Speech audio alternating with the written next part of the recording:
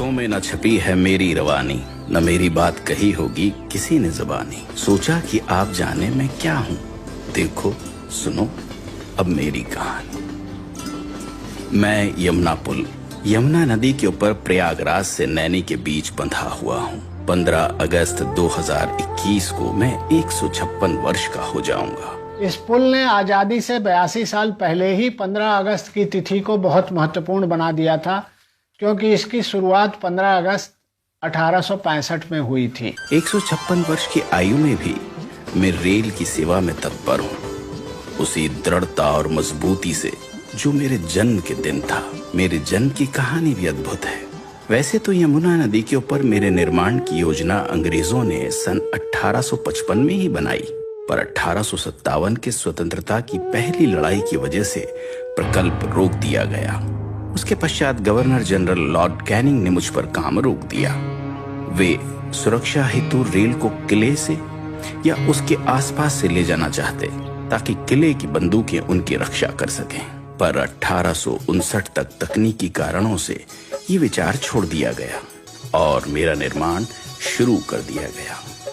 मेरे निर्माण के समय की भी एक रोचक कहानी है। ये जब पुल बन रहा था तो बार बार ये गिर जाता रहा। तब इसके बाद जो है ये इंजीनियर जो है इसे जूता मॉडल बनाया पानी के बहाव के लिए, कि ये फिर बनने के बाद पानी सीधे जाने लगा। इस एक पिलर को बनाने में लगभग 20 महीने लग गए। आज भी ये अद्वितीय पिलर मुझे थामे हुए खड़ा है।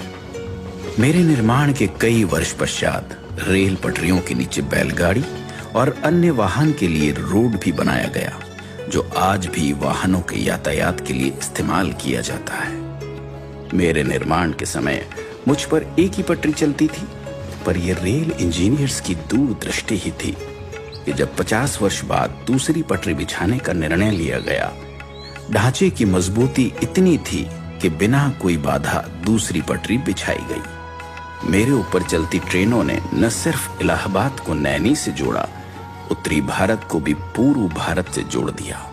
अंग्रेजों ने रेल पटरियां बिछाई थी भारत को कंट्रोल करने के लिए, भारत को बेड़ियों में बांधने के लिए। ये सब इस ब्रिज पर भी दिखाई देता है, क्योंकि यहाँ पर प्रहरियों की व्यवस्था थी, यहाँ पर गेट बनाए गए थे और सब कुछ हमेशा वॉच किया जाता था। गौ घाट यानी इलाहाबाद की तरफ और दूसरी छोर नैनी की तरफ एक वक्त में गेट लगे रहते, और जो ट्रेनें गुजरती उनसे टोल वसूल कर ही मुझ पर चलने दिया जाता। भारतीय रेल ने इन गेट्स को उखाड़ फेंक दिया है। ऊपर रेल, नीचे रोड, उसके नीचे यमुना पर बोट, ऐसे एक साथ 3 विभिन्न यातायात प्रणाली मेरे सौजन्य से चलती है। आज भी हर 4-5 मिनट के अंतर पर मेरे ऊपर बिछी हुई दोनों पटरियों पर तेज गति से ट्रेनें चल रही हैं। मुझ पर से गुजरने वाली मालगाड़ियां भारत की अर्थव्यवस्था को बहुत बड़ा योगदान देती हैं, और यात्री ले जाने वाली ट्रेनें इस देश की जनता, सभ्यता और संस्कृति को जोड़ती है।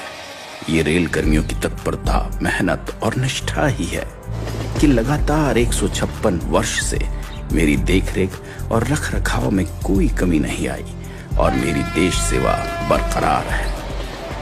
नैनी ब्रिज एक 900 मीटर लंबा स्टील स्ट्रक्चर है।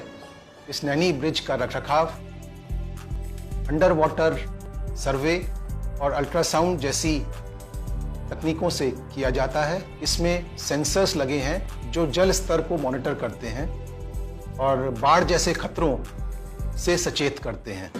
सन 2004 में नए यमुना रोड पुल का निर्माण हुआ और उस पर यातायात शुरू हो गया। हालांकि आज मुझ पर भारी वाहन नहीं चलते, छोटे वाहन और रेल से प्रयागराज और नैनी को मैंने ही सुचारू रूप से जोड़ा हुआ है। यह पुल भारत का तथा भारतीय रेल की विकास यात्रा का पिछले 155 सालों से मौन साक्षी है।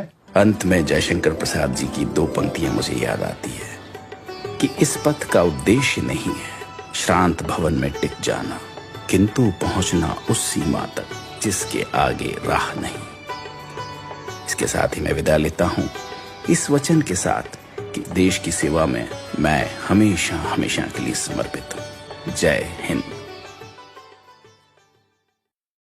इस पे जो डॉक्यूमेंट्री बनाने का हम लोगों ने निर्णय लिया वो इसलिए लिया, इस इंजीनियरिंग मार्बल के बारे में जानने से ना सिर्फ रेलवे के जो गौरवशाली इतिहास है उससे लोग रूबरू हो पाएंगे, बल्कि ये भी समझ पाएंगे कि इस पुल का प्रयागराज शहर और इस पूरे एरिया को एक डेवलपमेंट में, चाहे वो फ्रीडम फाइट हो उसमें जो एक मुकाम दिलाया है, उसमें इस पुल का भी कितना योगदान रहा है।